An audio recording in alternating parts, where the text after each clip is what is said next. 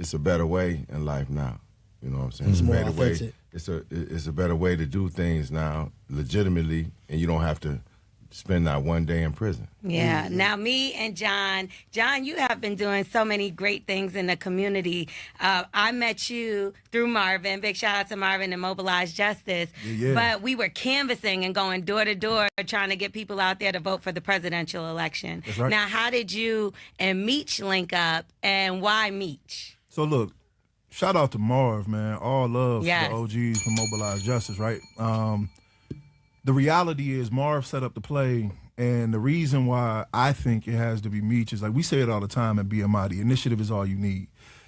Like, we talk about the history and what the OG went through and that they set him down for 20 plus years. Yeah. But we also have to talk about the fact that he built an enterprise. He built an industry. There were a number of businesses that were created and existed because of the work that those brothers did. It's not fair for us to just want to talk about the sweet part, the parties, the kicking it, and everything else, Right. and not talk about the work. That's right. There's work ethic. Yeah. There was a lot of blood, sweat, and tears that went into creating the industry. Like he said a few seconds ago, he didn't have any other opportunities that he saw. Right. So what we're doing now, he's one of millions of black men and women who have suffered through incarceration, and now they coming home. Our responsibility is to make sure that nobody gets left behind. That's right. So when we talk about these restorative justice summits, when we talk about creating opportunities for folks to capitalize off their experience, it's super important, right, that we give every opportunity for folks to come back into our community. Yeah. Hell yeah. I feel like it's an important time for this to happen. I have folks that are in jail right now, and the feds all that drug charges, and they're trying to figure out when they come home, what are they going to do? We just had a situation when you look at Pooh Shiesty. Yeah. He's actually still on house arrest, and he decided to, well, allegedly commit a crime while on house arrest because he felt like he wasn't going to be able to get any money if that situation wasn't panned out right. So where do we, I know we're starting here, but like what's the real goal like that we're trying to do, or how do we get these guys to say, okay, we're going to come to the summit instead of resorting to what we know? Yeah. Well, so the reality is this. The summit is one step, right? But the real thing is us figuring out the pathway so that we can be gainfully employed, so that we can do things that we care about, so that we can build industry in our own community. The name of the game is self-sufficiency. You know what I'm saying? So many times we're begging for a seat at the table, but you flip one politician, you put one person in place, you still ain't passing no legislation. You still ain't moving no ordinances. People still hungry. No matter who get elected, we still hurting in the hood. Yeah. So it's solving the problem of that disconnect. So we out here teaching folks how to grow crops. We teaching folks how to vacuum seal, pressure seal, you know what I'm saying, put food up. We teaching folks how to raise livestock. We teaching folks how to do carpentry, how to do electrical work, how to make their own clothes. We're teaching people how to create our own industries. Yeah. You don't want me to knock somebody over the head for their check? Show me how to make my own. Right. Stop limiting access so I can survive. Yeah. And it all starts really with the humanity. How's it been received, man? When you guys are going out and you're implementing these services, how's it been received? Oh, bro, it's amazing. So, like, in 2024, we knocked on 1.6 million doors inside of Metro Atlanta and the surrounding counties. 1.8 million attempted conversations. We talked to 759,000. And our doors are all black men and women and people of color. Fire. We had over 100,000 people. 7 other organizations tried to reach them. We were the only people to record actual content with them.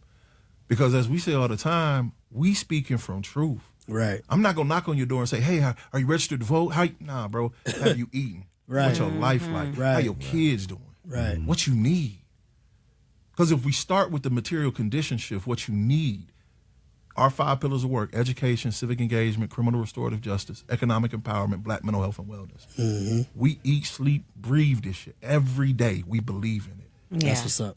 That's good And stuff. I know we're keeping everything positive. There's just the other day, you just was video with your brother with Southwest C. Yeah. And some people thought that you guys had an issue. I know the internet can kind of make up narratives. He was at your mom's birthday party, I believe, and he said you can't come. But the truth was you couldn't travel. He never Yeah, he you never couldn't said, travel. They took his words out of content. he never said that I couldn't come, you know. And even from my probation officer, supervised release officer, she was like, the weather is good in Miami. Bring her to Miami. I want to go up here for my mom's birthday. She's 78. Yeah. You know, she's like, nah, bring her to Miami. You know, so it's not in a bad way. It was just that when I got off the ankle monitor on January 27th, I started supervised release. So I was in the halfway house. I was in the halfway house, but you under BOP, FBOP restrictions. So it's like you're in out custody. Okay. So you limited to what you can say and everything. That's know why what you I'm saying? weren't doing interviews. That's why I wasn't doing yeah. nothing. You know what I'm saying? Because anything I can do or say wrong, if they don't like it, they can send me back to prison. Right. Like they gave me a Resilient Award, the Arc of the City for Miami, right? I couldn't even show up. They're like, what you gonna say? You gonna do a speech? What you gonna say? I'm like, I'm gonna thank them for getting the award. They wouldn't even let me go. They're So like, you can't say thank you. I had to send my son on my behalf to get that. The mayor, everybody was there.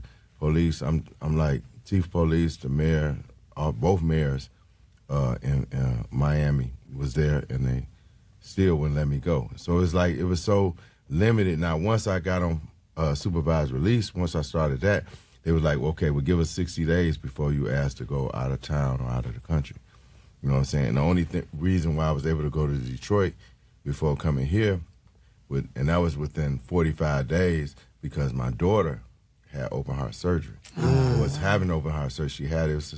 It was a success. Okay. Thank God. Thank God. Yeah, thank God. And that's what brought me to Detroit. And I was able to do the interview with Bezo and see my mom and do all this stuff while I was there. How was it seeing your brother? Oh, it was great. Yeah, and your family. I know that had to be amazing. Like, we don't have no issues. Those issues was in the past. That was between what we was doing at the time. Yeah. We not doing that no more. We leave the past in the past. You know what I'm saying? Like, you got to be like God, forgiving. Yeah. Facts. And we talked about Lil Meech. He's been on the show a couple times, and he told me that you will watch him on the show and be like, nah, that's not how I was. You would get upset. Yeah, I mean, you know, I'll be like, man, I don't wear my shoes. My shoes like that. I got big feet. I wear 13. Like you gotta loosen the shoestrings. I don't wear my. That's not the D-boy way. So it wasn't even a That's storyline. It hilarious. was more so like, I don't wear my clothes like that. Yeah, man.